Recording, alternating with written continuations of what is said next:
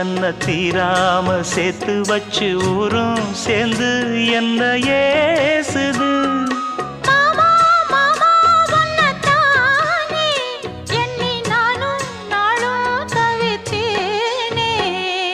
கூண்டுக்குள்ள என்ன வச்சு கூடி நின்ன ஊரை விட்டு கூண்டுக்குள்ள போனதென்ன கோலக்கிளியே.